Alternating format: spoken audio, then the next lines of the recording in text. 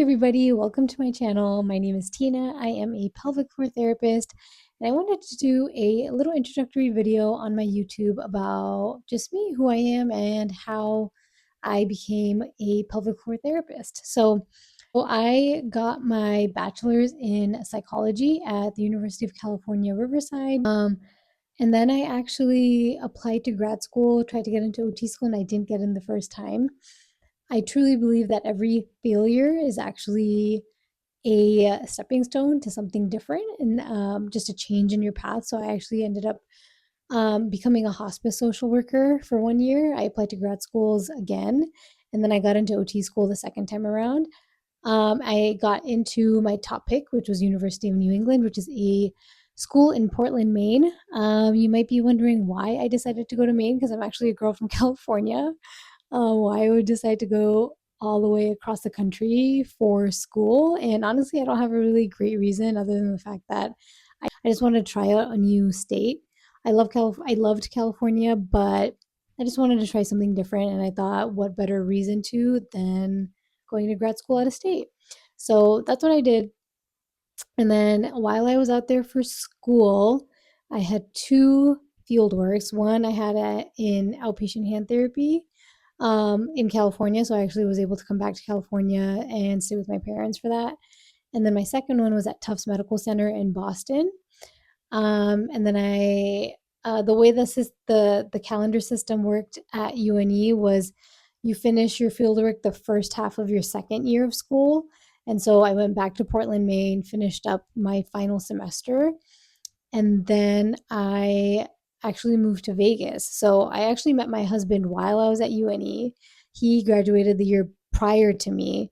Um, but the very first year we were like kind of together, we were doing long distance. So he graduated, moved to Vegas, and then I graduated and I decided, okay, I guess I'm moving in with my boyfriend. We used boyfriend at the time, husband now. So we moved to Vegas. I got a job at a skilled nursing facility in town, and I think it was a good first job, but I realized I was getting severely underpaid. Um, Contrary to what I was taught in grad school, that sniffs being higher pay in Vegas, at least that definitely was not true for me. But I stayed there for 2 years. And then I transitioned to doing PRN work in acute care. So I was working two separate jobs, but both PRN. So between the two jobs, I was getting full time hours, which was really great. The pay in Vegas, I will say, I think it's probably the highest in the nation. Um, so I did that for a few years, and then I got pregnant with my daughter in at the end of 2022. And that's when everything kind of changed. That's when I started getting really interested in pelvic health. I started doing a lot of research on pregnancy, postpartum, all the hormonal changes, birth prep type of stuff, how to better prepare my body for birth. And when it came down to childbirth, I knew that I wanted to go unmedicated. That was just something that was really important to me. I went in with the mindset of if the pain was unbearable, I would get the epidural, but I wanted to try to go unmedicated if possible. So I did that. And during the childbirth process of my daughter, I was forced onto my back. And that was something I really, really did not like. I was really unhappy with the birth team that I had. Altogether, I still had a very positive, low risk birth experience, but it wasn't the one that I had envisioned for myself, especially after all the prep work that I had done. But it was because of that experience that fueled my passion for birth autonomy and birth education and birth prep. From then, I took a ton of pelvic floor CEUs. If you haven't heard of Sarah Duvall's PCES course, that one's a really fantastic one. I took a few other ones. I took some intro courses, some colorectal one, got that PCES one that I took that I just mentioned earlier. And then I've done some pediatric public health course through Herman and Wallace. Herman and Wallace is probably the most popular pelvic floor specific CEU institute, I would say, out there. I was really happy with all the courses that I've taken. I'll list my website. I have all the CEUs that I've taken on my website. So yeah, if you're interested in that, I have those all listed there. And then I got pregnant with my son, and I had a beautiful, amazing home birth with him last year, and it was just perfect. It was everything that I had envisioned in a birth.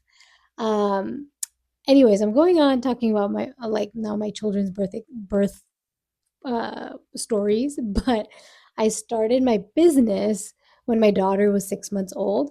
Um, and I started out doing in home sessions with primarily pregnant postpartum clients. And then business has honestly grown since then. So from there, I was able to move into a space and then also focus on growing here on social media, and doing group coaching and selling digital products here. So a lot has changed over the years since I started my business, but this is kind of a little timeline of how I started everything. So I'm going to wrap it up here. I'm going to keep this pretty short and simple, but I hope that helps. Anybody that's interested, if you're an OT out there and you're interested in getting into pelvic health, know that's definitely possible. And it's super fun.